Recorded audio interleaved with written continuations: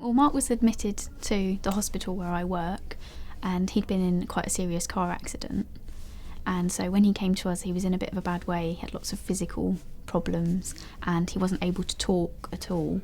So being able to communicate with him was quite a challenge. He found his circumstances very difficult at the time, and being able to come to terms with how much his life had changed from before his accident to how his life was going to be after the accident.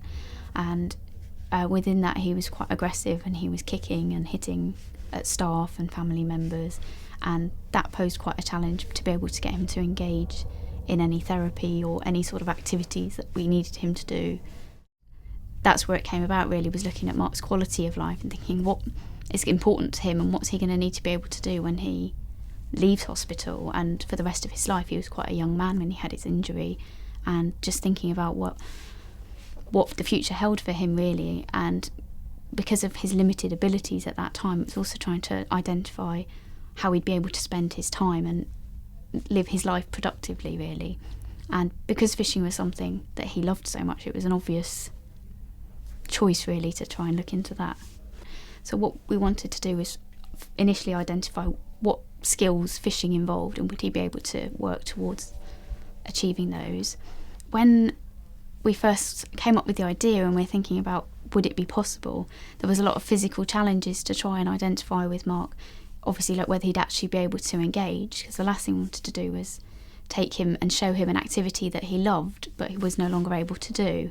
That could have been potentially damaging to him and heartbreaking, really, to put him in that situation.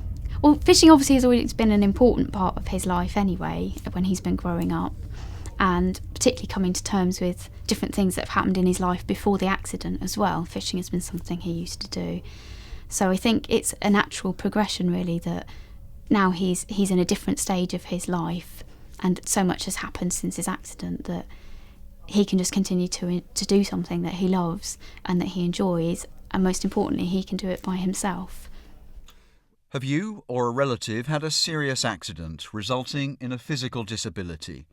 Has this affected your ability to continue with daily activities or with a favourite hobby?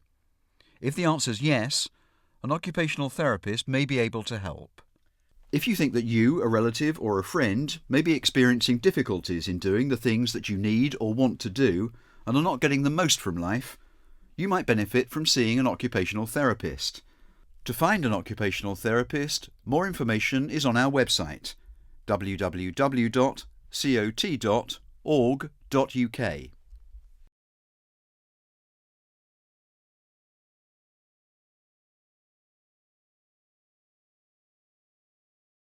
Occupational therapy, helping people to live life their way.